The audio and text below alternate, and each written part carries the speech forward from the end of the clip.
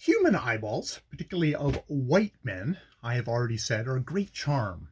Dr. Nassau says he has known graves rifled for them. This, I fancy, is to secure the man that lives in your eyes for the service of the village, and naturally, the white man, being regarded as a superior being, would be of high value if enlisted into its service.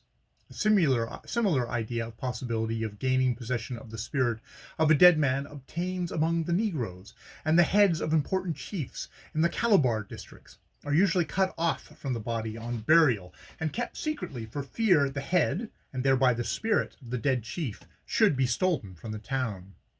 If it were stolen, it would not be only a great advantage to its new possessor, but a great danger to the chief's old town, because he would know all the peculiar juju relating to it. For each town has a peculiar one, kept exceedingly secret, in addition to the general jujus, and this secret one would then be in the hands of the new owners of the spirit. It is for similar reasons that brave General McCarthy's head was treasured by the Ashantis, and so on. Charms are not all worn upon the body. Some go to the plantations, and are hung there, ensuring an unhappy and swift end for the thief who comes stealing. Some are hung round the bows of the canoe, others over the doorway of the house, to prevent evil spirits from coming in, a sort of tame watchdog spirits.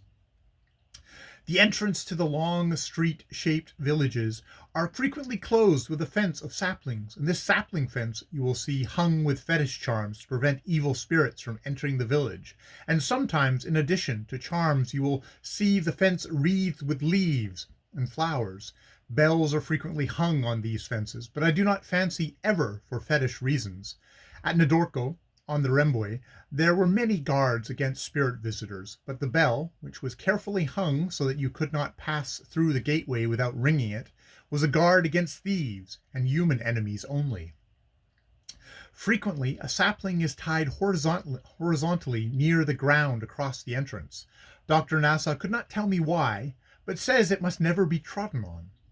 When the smallpox, a dire pestilence in these regions, is raging, or when there is war, these gateways are sprinkled with the blood of sacrifices, and for these sacrifices and for the payment of heavy blood fines, etc., goats and sheep are kept.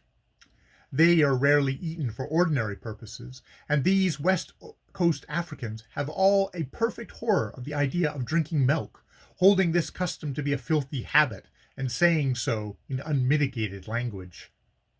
The villagers eat the meat of the sacrifice, that having nothing to do with the sacrifice to the spirits, which is the blood, for the blood is the life.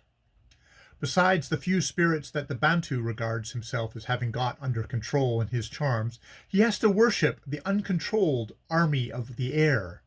This he does by sacrifice and incantation.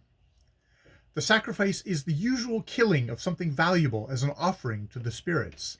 The value of the offering is in these Southwest Coast regions has a certain regular relationship to the value of the favor required of the spirits. Some favors are worth a dish of plantains, some a fowl, some a goat, and some a human being. Though human sacrifice is very rare in Congo Francais, the killing of people being 9 times in 10 a witchcraft palaver.